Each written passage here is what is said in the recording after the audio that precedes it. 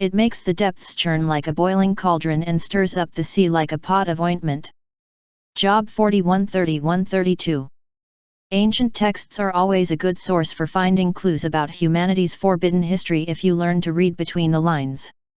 The good book is no exception.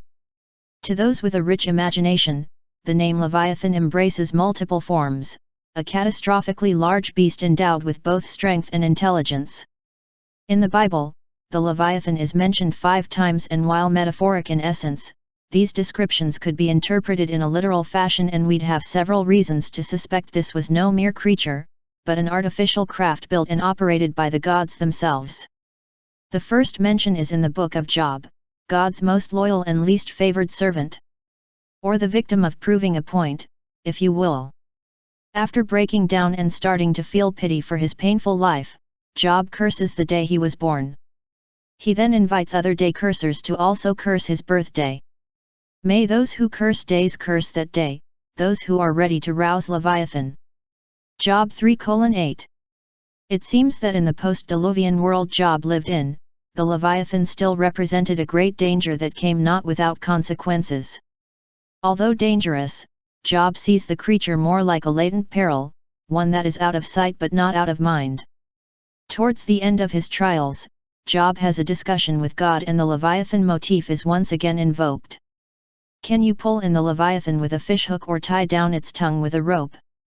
Can you put a cord through its nose or pierce its jaw with a hook? Job 41:1-2. Can you fill its hide with harpoons or its head with fishing spears? If you lay a hand on it, you will remember the struggle and never do it again. Any hope of subduing it is false, the mere sight of it is overpowering.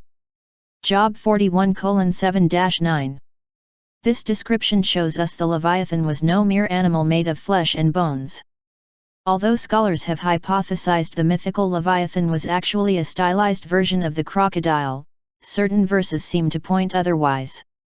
It makes the depths churn like a boiling cauldron and stirs up the sea like a pot of ointment.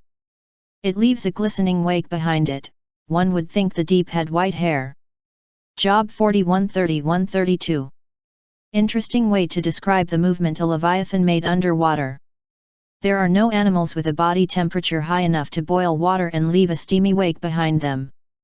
On the other hand, if we substitute the word Leviathan with an unidentified flying object, the impenetrable armor and terrifying weapons make much more sense. To an ancient civilization with bronze tools, such a craft would undoubtedly consider the work of nothing less than a god. As we know, UFOs also have aquatic capabilities and are regularly seen diving underwater or surfacing from the depths. Any water in contact with the exhaust of their propulsion systems would immediately turn to steam. To those who found themselves in the vicinity of a surfacing UFO, the depths would definitely look like a boiling cauldron. Any primitive weapons would have absolutely no effect. Most of our modern weapons would be rendered useless against an extraterrestrial force, let alone spears and arrows. There is more biblical and apocryphal evidence to suggest the Leviathan could be ascribed an otherworldly nature.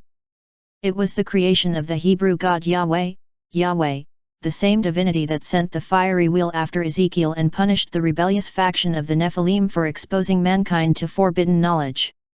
Although Yahweh later became God and his worship transformed into Christianity, focusing on love as the primal creed, the God of the ancient Hebrews was vengeful and unforgiving. His actions are violent, his motives obscure, his hatred for other gods knows no bounds. Typical military chief behavior. If Yahweh was indeed the leader of a group of aliens who engineered mankind and ruled over Earth, it makes sense that his nature-defying creations would be artificial in nature.